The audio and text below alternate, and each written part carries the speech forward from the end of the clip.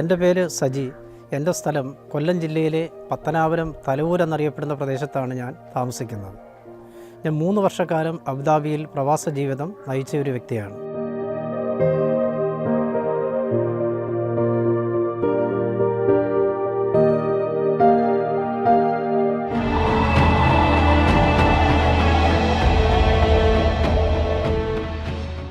എൻ്റെ ഹൈസ്കൂൾ വിദ്യാഭ്യാസം Pathanapuram cent Stephen's ഹൈസ്കൂളിലായിരുന്നു. അതിനുശേഷം എൻ്റെ ഡിഗ്രി പഠനകാലത്ത് തന്നെ ഞാൻ വീടുകളിൽ ട്യൂഷൻ ആരംഭിക്കുകയുണ്ടായി.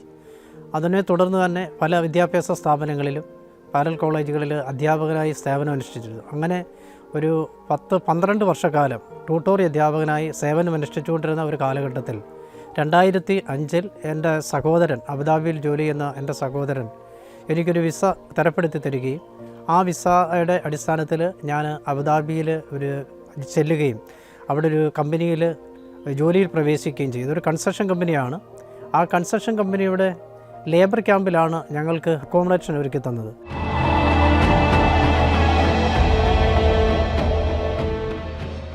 അപ്പോൾ ലേബർ ക്യാമ്പിലായിരുന്നു നമ്മൾ താമസിച്ചുകൊണ്ടിരുന്നത്. ആ ലേബർ ക്യാമ്പിൽ ചെന്നുപെട്ട അന്ന് മുതൽ നമ്മുടെ മനസ്സിൽ എത്രയും പെട്ടെന്ന് അവിടെ നിന്ന് തിരിച്ചു പോരണം എന്നുള്ള ഒരു ചിന്താഗതി മാത്രമായിരുന്നു.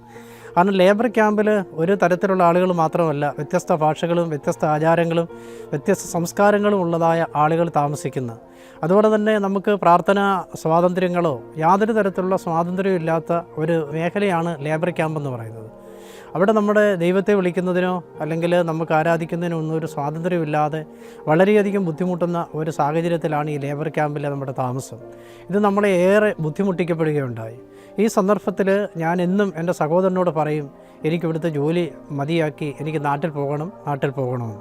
അപ്പോൾ എൻ്റെ സഹോദരന് എന്നെയും കൂട്ടി മണലാരണ്യത്തിൽ രാത്രിയുടെ സമയങ്ങളിൽ പോയിരുന്ന് ഞങ്ങൾ രണ്ടുപേരൂടെ എന്നെ വിളിച്ചിരുത്തി പ്രാർത്ഥിക്കുമായിരുന്നു.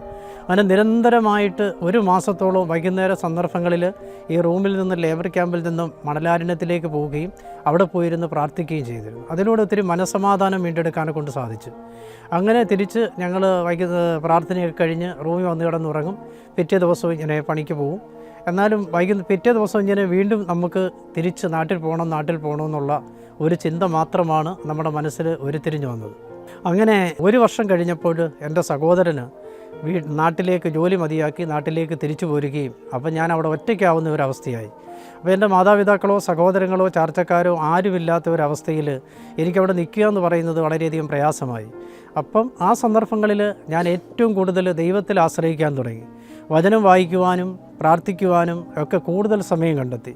കമ്പനികളിലെ ഓവർ ടൈം തന്നെ കട്ട് ചെയ്തിട്ടാണ് ഞാൻ റൂമിലേക്ക് കടന്നു വരുന്നത്. അങ്ങനെ റൂമിലേക്ക് കടന്നു വന്നിരുന്നു കുളിച്ച് ഫ്രഷായി ബൈബിൾ എടുത്തു വെച്ച് വചനം വായിക്കുവാനും പ്രാർത്ഥിക്കുവാനും ദൈവത്തോട് കൂടുതൽ അടുക്കുന്നതിനും എനിക്കത് സഹായകമായി. എൻ്റെ തൊട്ടടുത്തുള്ള ലേബർ ക്യാമ്പിൽ വർക്ക് ചെയ്യുന്ന കൊല്ലം ജില്ലയിലുള്ള നമ്മുടെ 2 പേരെ നമ്മൾ പരിചയപ്പെടുകയും അവരെയും വിളിച്ചുകൊണ്ട് പഴയതുപോലെ തന്നെ മരുഭൂമിയിൽ പോയിരുന്ന് രാത്രിയുടെ യാമങ്ങളിൽ നിരന്തരമായി ദൈവത്തോട് പ്രാർത്ഥിക്കുമായിരുന്നു. ആ ഒരു പ്രാർത്ഥനാ ചൈതന്യം എന്നെ 3 വർഷക്കാലം അബുദാബിയിൽ ജോലി നിലനിർത്താനെ കൊണ്ട് സാധിക്കുകയുണ്ടായി.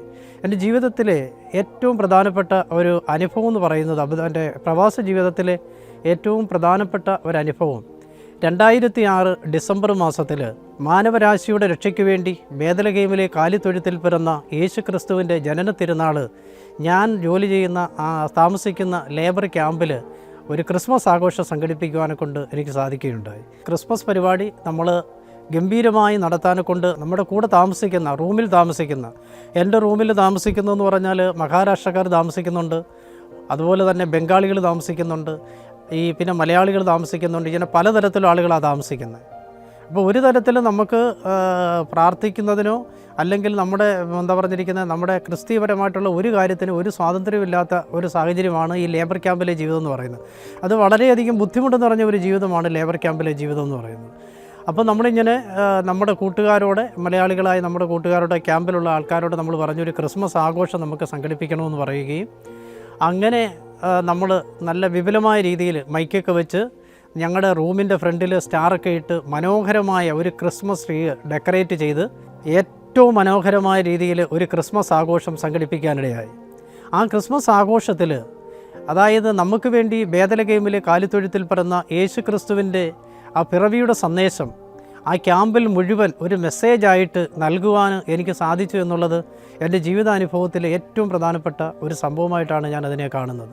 അപ്പോൾ അത് ഏറ്റവും എല്ലാവർക്കും വളരെയധികം ഇഷ്ടപ്പെടുകയും എല്ലാവരും അതിനെ അംഗീകരിക്കുകയും ചെയ്തു. അതിൻ്റെ പിന്നിൽ യാതൊരു തരത്തിലുള്ള പ്രയാസങ്ങളോ പ്രതിബന്ധങ്ങളോ നമുക്കുണ്ടായില്ല.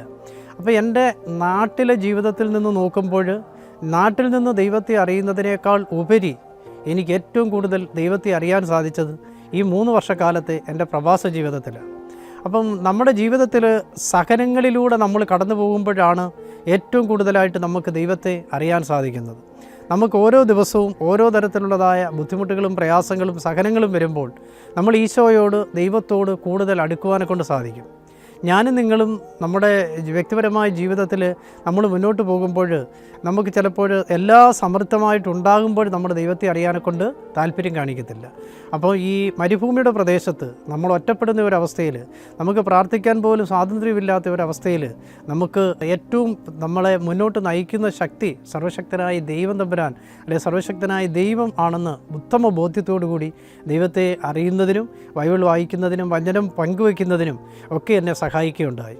അപ്പോൾ എൻ്റെ 3 വർഷത്തെ പ്രവാസ ജീവിതം കഴിഞ്ഞ് ഞാൻ നാട്ടിൽ തിരിച്ചെത്തിയതിനു ശേഷം ഞങ്ങളുടെ ഇടവക കൂട്ടായ്മയിലേക്ക് കടന്നു പോവുകയും ഇടവക കൂട്ടായ്മയിലെ പ്രാർത്ഥനാ ഗ്രൂപ്പുകളിൽ വചനം പങ്കുവയ്ക്കുന്നതിന് എനിക്ക് സാധിക്കുകയുണ്ടായി.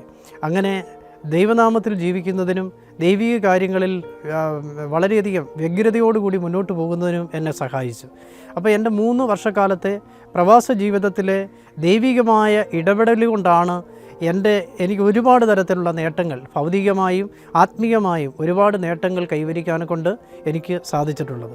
അതുകൊണ്ട് ഞാൻ എല്ലാവരോടും പറയുകയാണ്, സഹനങ്ങളുടെ താഴ്വരയിലൂടെ നമ്മൾ കടന്നു പോകുമ്പോൾ, നമ്മൾ കൂടുതൽ ഈശോയെ അറിയാൻ ശ്രമിക്കുമ്പോൾ, അല്ലെങ്കിൽ നമ്മുടെ ജീവിതത്തിലെ പ്രയാസങ്ങളും പ്രതിസന്ധികളും കടന്നു വരുമ്പോൾ ഈശോയെ കൂടുതൽ അറിയുകയും ഈശോയെ സ്നേഹിക്കുകയും ചെയ്യുകയാണെങ്കിൽ പ്രയാസങ്ങൾക്കും പ്രതിസന്ധികൾക്കും തക്ക പരിഹാരം കണ്ടെത്തി നമ്മെ രക്ഷിക്കുവാൻ സർവശക്തനായ ദൈവത്തിന് സാധിക്കും എന്നുള്ള ഉത്തമ ഒരു ബോധ്യമാണ് എൻ്റെ പ്രവാസ ജീവിത അനുഭവത്തിലൂടെ എനിക്ക് മനസ്സിലാക്കിയെടുക്കാൻ സാധിച്ചത്.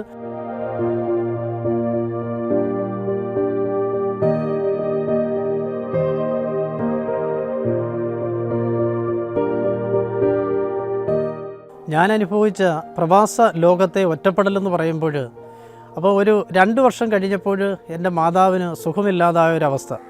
അപ്പം ഇങ്ങനെ വീട്ടിൽ നിന്ന് അമ്മയ്ക്ക് സുഖമില്ല എന്നുള്ള സന്ദേശങ്ങൾ നമുക്ക് കേൾക്കുമായിരുന്നു. അപ്പം നമുക്ക് ഇന്നത്തെ കണക്കുള്ള വാട്സപ്പ് മെസ്സേജുകളോ മറ്റ് കാര്യങ്ങളോ ഒന്നുമില്ല. നമുക്ക് കിട്ടുന്ന തുച്ഛമായ ശമ്പളം കൊണ്ട് നമുക്കവിടെ ലഭിക്കുന്ന ജോലി എന്ന് പറയുന്ന ഒരു ലേബറായിട്ടാണ് നമ്മളവിടെ കയറുന്നത്.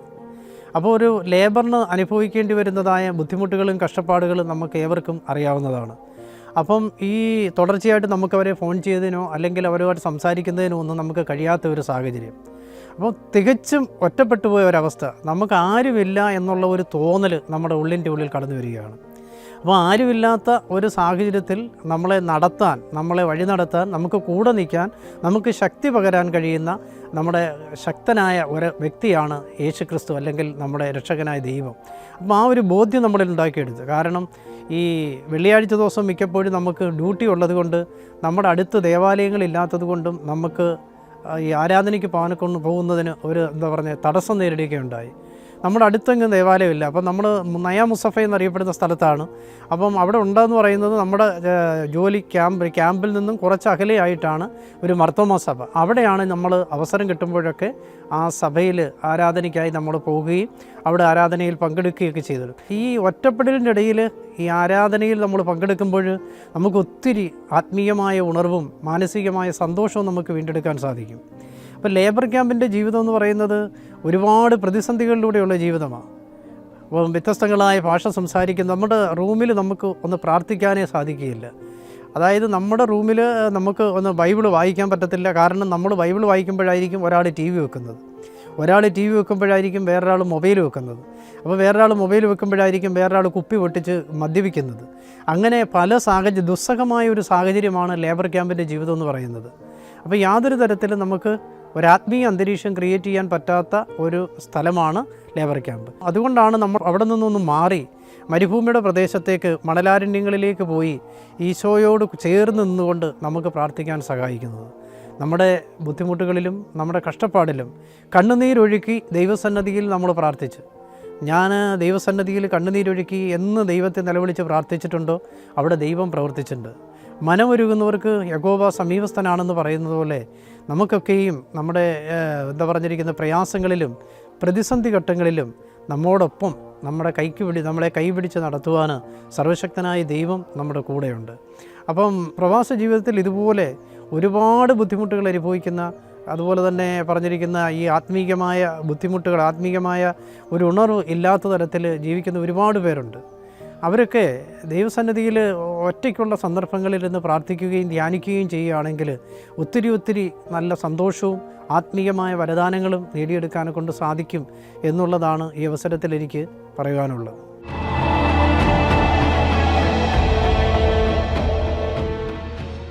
ക്യാമ്പിൽ താമസിക്കുമ്പോൾ ക്യാമ്പിലെ ഭൗതിക സാഹചര്യം നമ്മുടെ പ്രാർത്ഥനാ ജീവിതത്തെ ഒട്ടും മുന്നോട്ട് നയിക്കത്തില്ല എന്നുള്ള ഉത്തമ ബോധ്യം നമുക്കുണ്ടായിരുന്നു. പക്ഷെ ഞാൻ എൻ്റെ തുടക്കം മുതൽ തന്നെ എൻ്റെ ബാഗിൽ, എൻ്റെ ബ്രീഫ് കേസിൽ ഒരു ബൈബിൾ കരുതിയിരുന്നു. അപ്പോൾ രാത്രിയുടെ സന്ദർഭങ്ങളിൽ, എല്ലാവരും ഉറങ്ങുന്ന സന്ദർഭങ്ങളിൽ ഞാൻ എഴുന്നേറ്റിരുന്ന് ഈ ബൈബിള്, ഞാൻ ഇങ്ങനെ 3 പേര് കിടക്കുന്ന കട്ടിലാണ്, ഏറ്റവും മുകളിൽ, അതിന് താഴെ. അപ്പം ഞാൻ 2ാമത്തെ ബെഡിലാണ് ഞാൻ കിടക്കുന്നത്. അപ്പം ആ ബെഡിൽ ഇങ്ങനെ കിടക്കുമ്പോഴെല്ലാവരും ഉറങ്ങി എന്നുള്ളൊരു ബോധ്യം വരുന്ന സമയത്ത് നമ്മൾ എന്ത് ചെയ്യപ്പെടും, ഒരു ചെറിയ ലൈറ്റ് എപ്പോഴും അതിനകത്തുണ്ട്, ഒരു ചെറിയ ലൈറ്റ് ഇട്ടിരിക്കും റൂമിൽ. അതിൻ്റെ വെട്ടത്തിരുന്ന് നമ്മൾ ബൈബിൾ വായിക്കുമായിരുന്നു. അതുപോലെ തന്നെ എല്ലാവരും എഴുന്നേൽക്കുന്നതിന് മുമ്പ് തന്നെ എഴുന്നേറ്റിരുന്ന് പ്രഭാതത്തിൽ പ്രാർത്ഥിക്കുമായിരുന്നു. അപ്പോൾ ആ പ്രാർത്ഥനയുടെയും ഈ ബൈബിൾ പാരായണത്തിൻ്റെയൊക്കെ ഫലമായിട്ട് നമ്മുടെ തൊഴിൽ മേഖലകളിലെ ഒരുപാട് പ്രതിസന്ധികളെയൊക്കെ നമുക്ക് തരണം ചെയ്യാൻ സാധിച്ചു. നമ്മുടെ നാട്ടിൽ നിന്ന് നമ്മൾ ഈ അധ്യാപക വൃത്തിയിൽ നിന്നും പൊതുപ്രവർത്തനത്തിൽ നിന്നുമൊക്കെ പെട്ടെന്ന് അങ്ങോട്ട് മാറി ഒരു കൺസ്ട്രക്ഷൻ കമ്പനിയുടെ ലേബറിലേക്ക് പോകുമ്പോൾ ഒത്തിരി പ്രയാസങ്ങളുണ്ടായിരുന്നു, പ്രതിസന്ധികളുണ്ടായിരുന്നു. നമുക്ക് പരിചയമില്ലാത്ത ജോലി, എപ്പോഴും ഒരുപാട് പ്രഷറുകൾ വരിക. അപ്പോൾ ആ സന്ദർഭങ്ങളിലെല്ലാം നമുക്ക് അവരെ എതിർത്ത് നിൽക്കുന്ന ഒരു അനുഭവമായിരുന്നു നമുക്കുണ്ടായിരുന്നത്. അപ്പോൾ ഈ പ്രാർത്ഥനയിലൂടെയും ഈ ബൈബിൾ വായനയിലൂടെയൊക്കെ അതിനെയൊക്കെ നമുക്ക് ഒരുപാട് അതിജീവിക്കാനെ കൊണ്ട് സാധിച്ചു. അപ്പോൾ എൻ്റെ ആദ്യത്തെ ആ രീതിയോ അല്ലെങ്കിൽ എൻ്റെ ആദ്യത്തെ സ്വഭാവമല്ലായിരുന്നു തുടർന്നുള്ള വർഷങ്ങളിലേക്ക് എൻ്റെ സമീപനത്തിലൊക്കെ ഒരുപാട് മാറ്റങ്ങൾ. എല്ലാവരോടും ക്ഷമിക്കുവാനും എല്ലാവരോടും പൊറുക്കുവാനും എല്ലാം സഹിക്കുവാനുമുള്ള ഒരു ത്രാണി എൻ്റെ ഈ പ്രാർത്ഥനയിലൂടെ എനിക്കുണ്ടാക്കിയെടുക്കാനെ കൊണ്ട് സാധിക്കുകയുണ്ടായി.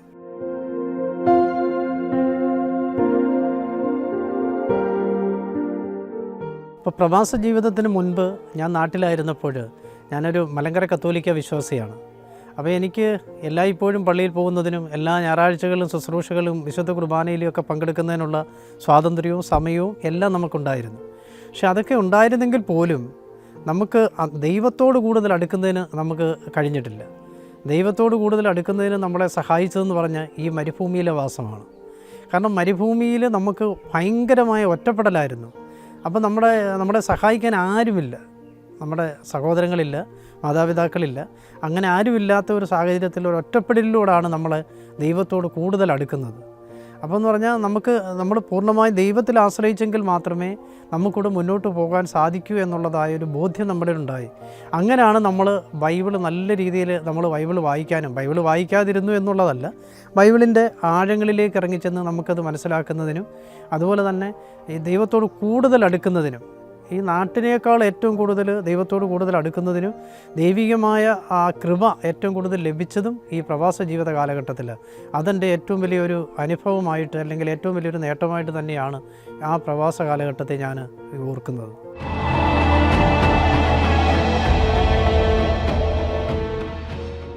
അപ്പം നമ്മൾ നാട്ടിലായിരുന്നപ്പോൾ നമ്മൾ യൂത്തിൻ്റെ പരിപാടികൾ, അതുപോലെ തന്നെ പിന്നെ പ്രയർ ഗ്രൂപ്പുകൾ, ഇങ്ങനെയുള്ള എല്ലാ പരിപാടികളിലും നമ്മൾ നിരന്തരമായിട്ട് ഇടപെടുമായിരുന്നു. അപ്പം നമുക്ക് പ്രവാസ ജീവിതത്തിൽ നമുക്ക് ഇങ്ങനെയുള്ള യാതൊരു പരിപാടിയില്ല. കാരണം എന്താണെന്ന് ചോദിച്ചാൽ, നമ്മൾ വിശ്വസിക്കുന്ന അല്ലെങ്കിൽ നമ്മൾ പോയിക്കൊണ്ടിരിക്കുന്ന മലങ്കര കത്തോലിക്ക സഭയെന്ന് പറയുന്നത് നമ്മുടെ അബുദാബി എന്നറിയപ്പെടുന്ന സ്ഥലത്ത് മാത്രമേ, ഞങ്ങൾ നയ മുസഫയിലാണ് താമസിക്കുന്നത്. അപ്പം വളരെ ദൂരമാണ്, നമുക്ക് കൃത്യമായ മലങ്കര കത്തോലിക്കയുടെ ആരാധനയില്ല. അപ്പോൾ അതുകൊണ്ട് നമുക്ക് ഇങ്ങനെ ഈ യൂത്തിൻ്റെ പരിപാടികളിലോ പ്രാർത്ഥനാ ഗ്രൂപ്പുകളിലോ അങ്ങനെയുള്ള ആത്മീയ സംഘടനകളെ ആത്മീയമായിട്ട് നമ്മളെ വളർത്തുന്ന മറ്റ് സഭയുടെ ഈ മേഖലകളിലേക്കൊന്നും നമുക്ക് പോകാനെ കൊണ്ട് കഴിഞ്ഞിട്ടില്ല. അതൊക്കെ നമുക്കൊരു വലിയ തടസ്സമാണ് ഈ പ്രവാസ ജീവിതത്തിൽ. നമ്മുടെ നാട്ടിൽ നമുക്ക് എല്ലാം ആവശ്യം പോലെ നമുക്ക് ഏത് സമയവും 24 മണിക്കൂർ ദൈവത്തെ ആരാധിക്കാനുള്ള സ്വാതന്ത്ര്യവും അതുപോലെ തന്നെ സാവകാശവും ഇടങ്ങളുമുണ്ട്. പക്ഷേ നമുക്ക് ഈ പറഞ്ഞ പ്രവാസ ലോകത്ത് അതിനൊക്കെ നിയന്ത്രണങ്ങളുണ്ട്, അതിനൊക്കെ അതിനൊക്കെ പരിമിതികളുണ്ട്. അപ്പോൾ അതനുസരിച്ച് മാത്രമേ നമുക്ക് മുന്നോട്ട് പോകാനെ കൊണ്ട് സാധിക്കുകയുള്ളൂ.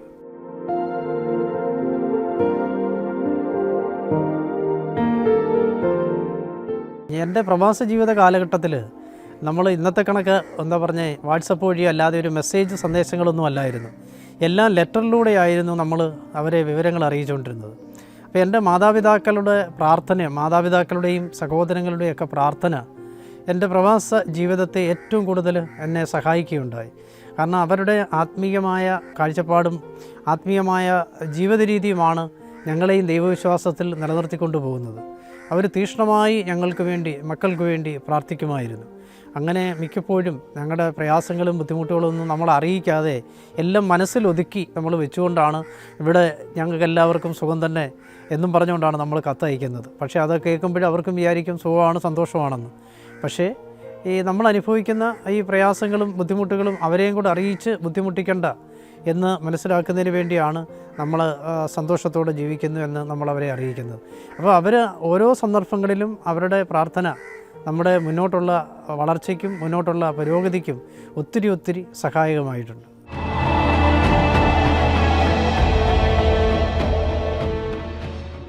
അപ്പോൾ എല്ലാവരും വിദേശത്തേക്ക് പോകുമ്പോൾ, അല്ലെങ്കിൽ എല്ലാവരും പ്രവാസ ജീവിതത്തിന് പോകുമ്പോൾ നമുക്കും ആഗ്രഹം ഉണ്ടായിരുന്നു ഒരു വിസയൊക്കെ റെഡിയാക്കി എങ്ങനെയെങ്കിലും ഗൾഫിലൊന്ന് പോകണോ. നമ്മൾ ആഗ്രഹിച്ചിരുന്ന ഗൾഫ് എന്ന് പറയുന്നത്, പ്രവാസം എന്ന് പറയുന്നത് ഒരു വ്യത്യസ്തമായ, കാരണം നമ്മൾ ചിന്തിക്കുന്നതിനപ്പുറത്തേക്കായിരുന്നു ഒരു പ്രവാസ ജീവിതത്തെക്കുറിച്ചുള്ള എൻ്റെ കാഴ്ചപ്പാടെന്ന് പറയുന്നത്.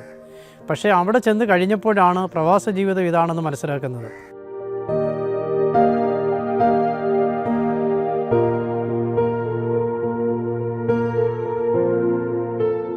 അപ്പം എൻ്റെ കാഴ്ചപ്പാടിലുണ്ടായിരുന്ന പ്രവാസ ജീവിതം എന്ന് പറയുന്നത് എല്ലാവിധമായ മനോഹാരിതയോടും കൂടി, അതുപോലെ തന്നെ എല്ലാവിധമായ സുഖസൗകര്യങ്ങളോടും കൂടി ജീവിക്കുന്ന ഒരു അനുഭൂതിയായിരുന്നു ഈ പ്രവാസ ജീവിതം എന്നുള്ള എൻ്റെ കാഴ്ചപ്പാട്.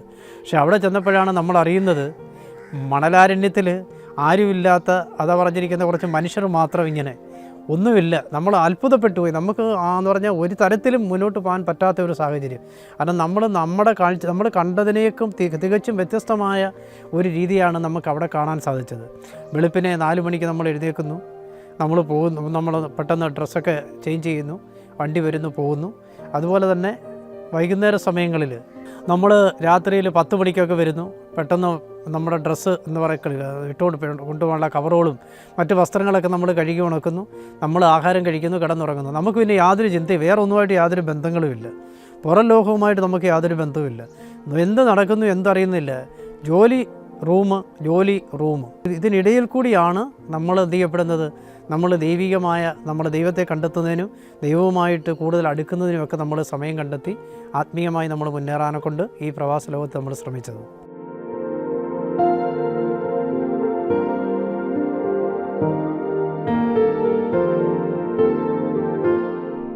ഇത് സിനിമയിൽ കാണുന്നത് പോലുള്ള ഒരു ലേബർ ക്യാമ്പ് അല്ലായിരുന്നു ഞങ്ങളുടെ ലേബർ ക്യാമ്പ്.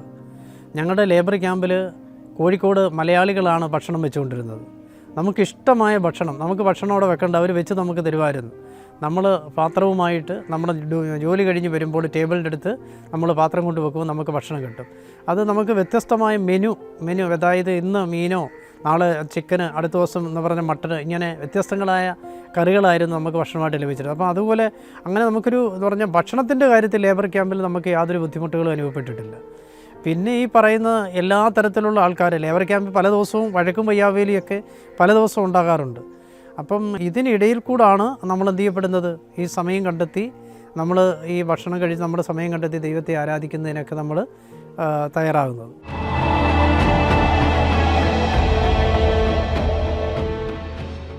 എൻ്റെ പ്രവാസ ജീവിതത്തിന് ശേഷം ഞാൻ നാട്ടിൽ വന്ന് 1 വർഷക്കാലം ഞാൻ ട്രിവാൻഡ്രത്ത് ഒരു കമ്പനിയിൽ ജോലി ചെയ്യുകയും അതിനുശേഷമാണ് എൻ്റെ കുടുംബജീവിതം, ഞാൻ വിവാഹം കഴിക്കുന്നതും. അങ്ങനെ വിവാഹത്തിന് ശേഷം എൻ്റെ വൈഫ് നേഴ്സായിരുന്നു, ഞാൻ തിരുവനന്തപുരത്തായിരുന്നു. അങ്ങനെ കാലക്രമേണ ഞങ്ങൾ 2 പേരും ജോലി രാജിവെക്കുകയായിരുന്നു. ഞങ്ങളുടെ ജീവിത സാഹചര്യങ്ങൾ കൊണ്ട് ജോലി രാജിവെക്കുകയും ഇങ്ങനെ വീട്ടിൽ വീണ്ടും ഞങ്ങൾ ട്യൂഷൻ ആരംഭിക്കുകയൊക്കെ ചെയ്തു. ആ സന്ദർഭത്തിലൊക്കെ എൻ്റെ മനസ്സിൻ്റെ ഉള്ളിൽ എനിക്കൊരു വലിയ വേദനയായിരുന്നു. കാരണം എൻ്റെ വീടെന്ന് പറയുന്നത് ഒരു സൈക്കിൾ പോലും കടന്നു ചെല്ലാൻ പറ്റാത്ത സാഹചര്യത്തിലായിരുന്നു എൻ്റെ വീട്. അപ്പം എനിക്കൊരു വീട് വെക്കുക എന്നുള്ളത് എനിക്ക് ഒരിക്കൽ പോലും ചിന്തിക്കാൻ പോലും പറ്റാത്ത ഒരു സാഹചര്യമായിരുന്നു. അപ്പോൾ എൻ്റെ മനസ്സിൽ എപ്പോഴും എനിക്കൊരു കാഴ്ചപ്പാടുണ്ട്. ദൈവം ഞാൻ ഉദ്ദേശിക്കുന്ന കാര്യം അല്ലെങ്കിൽ ഞാൻ ആഗ്രഹിക്കുന്നത് ദൈവത്തിന് ഇഷ്ടമാണെങ്കിൽ അത് ദൈവം സാധിച്ചു തരുമെന്ന് എനിക്കൊരു ഭയങ്കര ശുഭാപ്തി വിശ്വാസം ഉണ്ടായിരുന്നു. ആ വിശ്വാസം ഞാൻ ഒരിക്കലും നഷ്ടപ്പെടുത്തത്തില്ല. അത് ഞാനിങ്ങനെ മുറുകെ പിടിക്കുമായിരുന്നു.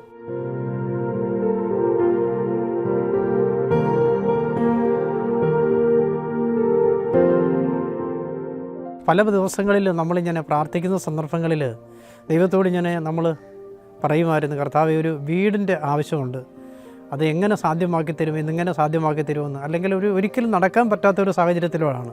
ഒത്തിരി സാമ്പത്തികമായ ബുദ്ധിമുട്ടുകളും പ്രതിസന്ധികളുടെ ഇടയിലൂടെയാണ് ഞാൻ കടന്നു പോയിക്കൊണ്ടിരുന്നത്.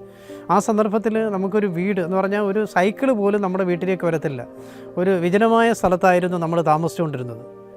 അപ്പോൾ ദൈവസന്നിധിയിൽ ഒരു ദിവസം പ്രാർത്ഥിച്ചുകൊണ്ട് ഞാൻ എൻ്റെ സെപ്പറേറ്റ് റൂമിൽ ഏകനായി നിന്ന് പ്രാർത്ഥിക്കുന്ന സമയത്ത് ദൈവസന്നിധിയിൽ ഒരു വീടിന് വേണ്ടി കരഞ്ഞ് ദൈവത്തോട് പ്രാർത്ഥിക്കുകയുണ്ടായി.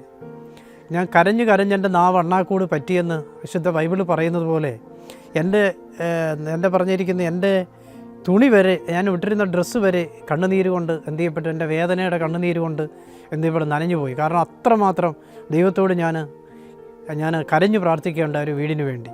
അപ്പോൾ ദൈവത്തോട് കരയാനും ദൈവത്തോട് അടുക്കാനും ഒക്കെ ഉള്ളൊരു കാരണമെന്ന് പറയുന്നത് ഇതെല്ലാം എൻ്റെ പ്രവാസ ലോകത്തു നിന്ന് എനിക്ക് ദൈവത്തോട് ചേർന്ന് നിൽക്കാനുള്ള കിട്ടിയ ഒരു കൃപാവരം കൊണ്ടാണ്. അപ്പം ആ പ്രാർത്ഥനയ്ക്ക് ശേഷം ഞാൻ ഒരു കസേര എടുത്തിട്ട് പ്രാർത്ഥനയൊക്കെ കഴിഞ്ഞ് എൻ്റെ റൂമിൽ നിന്ന് മുറ്റത്തിരിക്കുന്ന സന്ദർഭത്തിൽ എൻ്റെ വൈഫും എൻ്റെ അടുത്ത് വന്നിരുന്നു. ഞങ്ങളിങ്ങനെ കാര്യങ്ങളൊക്കെ പറഞ്ഞുകൊണ്ടിരിക്കുമ്പോൾ എൻ്റെ വൈഫ് എന്നോട് പറഞ്ഞു, നമുക്കിനി ഒരു വീട് വെക്കണം. അങ്ങനെ വൈഫ് എന്നോട് ചോദിക്കുകയാണ്, എങ്ങനെ വെക്കും? രണ്ടുപേരും ജോലിയും കളഞ്ഞിട്ട് വീട്ടിലാണ്, അപ്പോൾ എങ്ങനെ വെക്കും? അപ്പം ഞാൻ പറഞ്ഞു, അതൊക്കെ നടക്കും, അതൊക്കെ ധൈര്യമായിട്ടിരിക്കുക, നമ്മളെ നടത്തുന്നവൻ വിശ്വസ്തനാണ്, അത് നടന്നിരിക്കുമെന്ന് പറഞ്ഞു. അന്നേരം വൈഫ് എന്നോട് ചോദിക്കുകയാണ്, അത് നൂലിൽ കെട്ടിത്തരുമോ? ഞാൻ പറഞ്ഞ്, നൂലിൽ കെട്ടിത്തരേണ്ട സാഹചര്യം വന്നാൽ സർവശക്തനായ ദൈവം അത് നൂലിൽ തന്നെ കെട്ടിത്തരും. പ്രിയമുള്ളവർ, ഈ സന്ദർഭത്തിൽ ഞാൻ പറയുകയാണ്, അത് കഴിഞ്ഞ് ഏറെ ദിവസങ്ങൾ കഴിഞ്ഞില്ല, അത്ഭുതകരമായ ഒരു മാറ്റമാണ് എൻ്റെ ജീവിതത്തിൽ നടന്നത്. ഇന്ന് ഞാൻ എൻ്റെ ആ പഴയ വീട് നിൽക്കുന്ന സ്ഥലത്തുനിന്ന് മാറി 11 സെൻറ്റ് വസ്തു മേടിച്ച് അവിടെ ഒരു ചെറിയ വീടും വെച്ച് സന്തോഷത്തോടെ ഞങ്ങൾ ജീവിക്കുന്നു. അതുപോലെ തന്നെ എൻ്റെ കുടുംബജീവിതത്തിൽ എനിക്ക് 3 മക്കളെ ദൈവം തന്നെ അനുഗ്രഹിച്ചു. അപ്പം എല്ലാവർക്കും എന്ന് പറഞ്ഞ ഒരു ചോദ്യചിഹ്നമായിരുന്നു, ഇത്രയും പെട്ടെന്ന് എങ്ങനെ സജിക്ക് ഒരു മാറ്റത്തിലേക്ക് വന്നു.